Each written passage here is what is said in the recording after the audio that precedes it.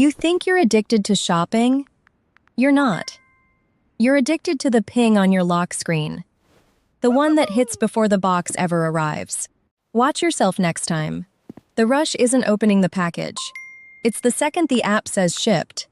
Your brain already peaked. The product's an afterthought. That's the trick nobody warned you about. The thrill lives in the waiting, not the having. The cardboard is just proof. The chase is finally over. So you chase again. New tab, new cart, new order confirmed. Not because you need the thing, because you need the ping. That's the loop. It feels like impatience. It feels like you just love new stuff. It's neither. It's a reward system quietly running someone else's program. Here's what's actually happening inside your head. And once you see the wiring, you can't unsee it. Which is exactly how you start pulling the plug. Dopamine has a bad reputation. They call it the pleasure chemical. It isn't. It's the chasing chemical. It spikes for the hunt, not the meal. Your brain evolved to reward the search. Track the animal, find the berries, get the hit. The hit came before the food, to keep you moving. Amazon didn't invent this. They just found the button. Order placed.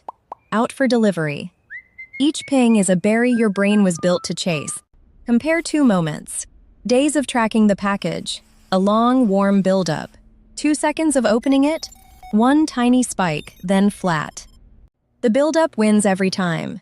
Anticipation is longer, louder, and stronger than the payoff it's supposedly building toward. That's not a bug. That's the design. Deep in your brain sits the ventral striatum. Its job is simple. Light up for what's coming, not for what's here. It votes for the hunt. So it hands the biggest reward to the chase, the tracking, the refreshing, the arriving today.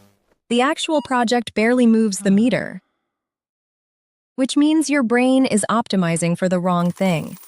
It pays you generously to want, and almost nothing for actually having. This is the dopamine mistake. Your brain confuses the signal for the reward. The ping feels like getting the thing. So the ping becomes the thing. The box lands on the porch. You bring it in, and there's this quiet little dip.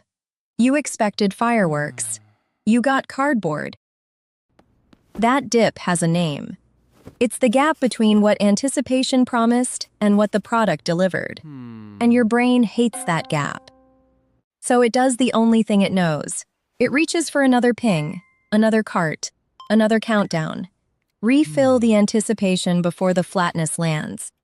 That's the loop closing. Buy, wait, peak, open, dip, buy again. Not madness, just a reward system doing exactly what it was tuned to do. And it's not only packages, it's the unread badge, the match, the someone tagged you. Same wiring, different berry, same old trail. Every red dot is a shipped notification for something you can't hold. Your brain treats it identically. Peek at the alert. Dip at the content. Once you notice it, it's almost funny. You're not enjoying the thing. You're enjoying the promise of the thing. Over and over and over. Now the uncomfortable part. This wasn't always you. One tap everything quietly, rewired how long you're willing to wait for a reward. A version of you could wait weeks for a letter, a season for a show, years for a skill. That patience didn't vanish. It got overwritten. Every app is engineered around the ping. Instant checkout, instant match, instant view. The gap between wanting and getting kept shrinking toward zero. And when getting is instant, waiting starts to feel broken. Like something's wrong. Your brain forgot good things were ever supposed to take time. So the slow rewards. The gym, the book, the craft feel unbearably quiet. No ping, no countdown, no little berry on the trail. They pay out eventually, and they pay out huge, but nothing pings when you're 2% stronger, so your trained brain files them under boring. That's the con. The stuff that builds a life gives no dopamine up front. The stuff that builds nothing pings you every 10 minutes. You're not lazy for choosing the ping.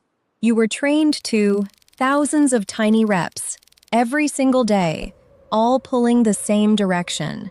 But here's the good news hiding in that sentence. If it was trained in, it can be trained out. The same wiring runs both ways. Step And 1.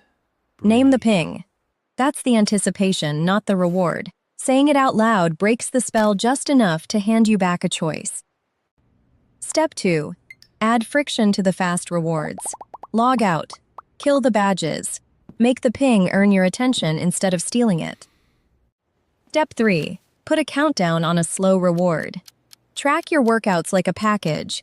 Give your brain a trail to a berry that actually feeds you. You're teaching the ventral stratum a new trail.